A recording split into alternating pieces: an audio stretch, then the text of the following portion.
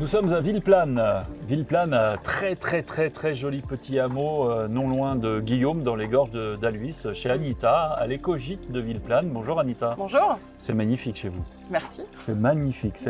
Alors c'est un endroit, c'est un petit écrin de verdure. Parce que là, c'est... Je ne sais pas, comment on vient à vous? Comment on vous connaît? Comment on vient à nous? On vient à nous si on a envie de vacances au calme. Et après, on vient à nous soit pour faire des randos, soit un séjour tout tranquille à l'éco-gîte de Villeplane, juste dans la nature, avec pas forcément d'activité en vue. Alors des randos, oui, mais particulières quand même. Oui, des randos particulières, des randos en pleine nature, sur plusieurs jours, avec un âne, si possible, ou transport de bagages en voiture, si on n'a pas envie de partir avec un âne. Oui, c'est itinérant. Itinérant. Et la base, c'est ici, avec un éco-gîte incroyable. C'est un bâtiment que l'on visite là, pendant que l'on discute, et c'est merveilleux, là, parce que c'est un vieux bâtiment que vous avez complètement rebâti. Alors, c'est pas un vieux bâtiment du tout, c'est un bâtiment qui est tout neuf, qu'on a bâti sur l'emplacement d'une ruine qu'on avait. Et pour lequel on a voulu faire qu'il ait l'air justement d'un vieux bâtiment. C'est pour ça qu'il a l'air d'un vieux bâtiment.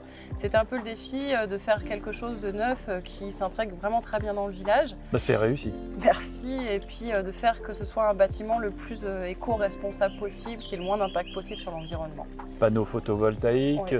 Un poêle spécial parmi nous du poêle? Oui, on a un poêle bouilleur qui marche avec tous les panneaux solaires qu'on a sur le toit, qui permet de prendre le relais quand il n'y a pas assez de soleil pour pouvoir chauffer toute l'eau chaude sanitaire et alimenter les douches, le lave-vaisselle, la machine à laver le linge, et puis également tous les radiateurs du bâtiment. Donc il n'est chauffé que comme ça. Table d'hôte magnifique, où on sert évidemment les légumes du potager qui est juste à côté, que vous entretenez. Oui, qu'on entretient, qu'on lance en général au printemps, et puis qui nous permet d'avoir la production pour toute l'année en fruits et légumes. Ouais. Il n'y a pas que le potager, hein. Il y a autre chose, parce que tous les produits que vous servez, ce sont les produits des agriculteurs du coin, des produits locaux, tout est en circuit court chez vous. Oui, on est très attaché au circuit court, donc le fromage c'est le voisin qui est à côté, les brebis c'est celle des bergers de Villeplane, et le pain c'est celui de mon beau-frère. On a un four à bois magnifique juste à côté, et donc il fait le pain lui, donc c'est tout le pain qui est consommé à l'éco-gîte vient de là. Mais avec bientôt votre propre farine aussi. Avec bientôt notre propre farine, on a semé nos champs de blé là, cette année pour la deuxième fois. L'année dernière on avait fait, mais pas assez pour faire de la farine. Donc là, ça devrait marcher cette fois-ci. Et vous allez faire un coup de meule dessus? Et après on l'apportera au moulin. Avec les ânes non, pas avec les ânes, on y a pensé, mais non, pas avec les ânes. Ce serait trop lourd à mettre en route. Et puis les ânes aiment bien le blé aussi, ils en mangeraient un petit peu, je pense, au passage. Alors combien de logements vous avez dans ce très beau bâtiment? Alors on a dans le bâtiment à peu près 35 couchages, il y a quelques lits d'appoint, et puis on a également 2 yourtes un petit peu plus loin qui font 4 places chacune. Alors des yourtes, c'est pareil, vous avez tout conçu, tout imaginé pour que ça soit le plus écologique possible. Oui. Avec des toilettes sèches, je crois. Oui, toilettes sèches pour les yourtes, et puis elles ont chacun leur petite douche à côté, avec de l'eau chaude quand même, faut que c'est en pleine nature, mais c'est confortable.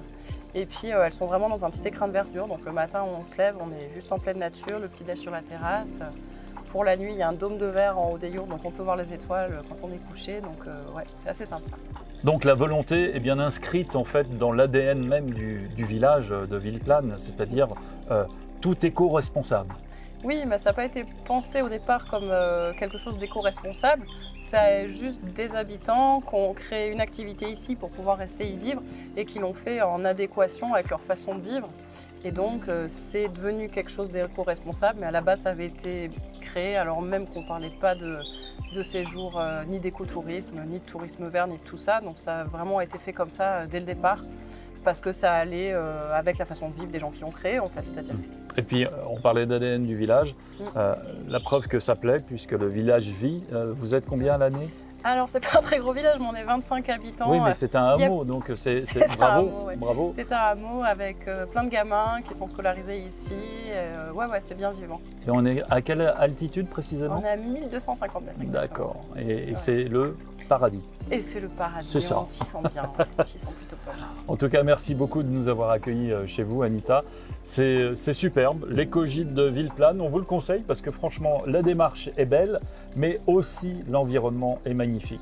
Merci de nous avoir suivis pour ce nouvel épisode et puis on se retrouvera très prochainement pour d'autres belles idées, d'autres belles initiatives dans cette série. À très bientôt.